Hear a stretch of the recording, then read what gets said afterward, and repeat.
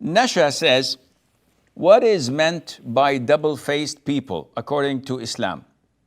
Because I have different personalities for different people, because I have an introvert and shy personality myself. Is this considered being double-faced? The Prophet ﷺ said in Al-Bukhari and Muslim that you will find the worst of people those who have two faces. And the hadith is authentic by all means. But what is meant by it? Scholars say that meeting people nicely and politely and being discreet with them has nothing to do with the two faces.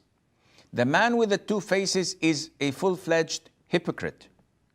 So he goes to this party of people acting to be on their side, trying to help them while acquiring information from them and plotting to harm them.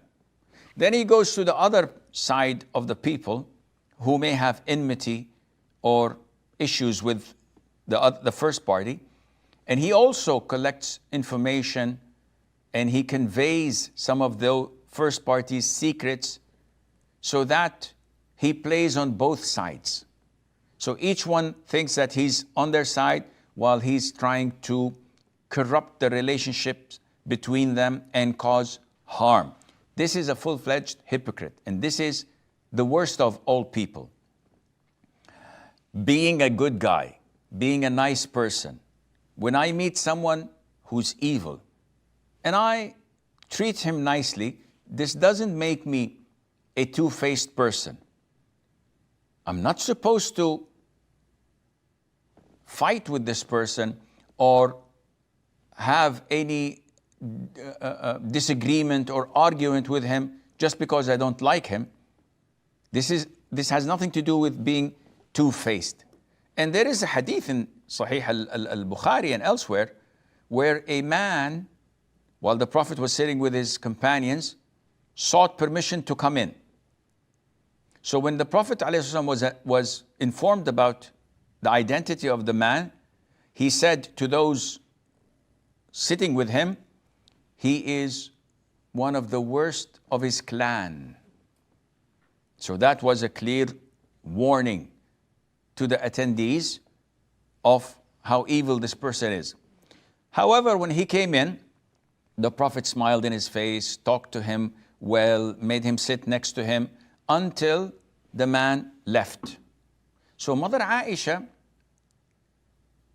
questioned what the Prophet said earlier and what he had done. So the Prophet said, alayhi salatu wasalam, the worst of people is a man whom others are protective, fearing his evil. And the Prophet told Aisha that, since when did you find me to be using offensive words or obscenity?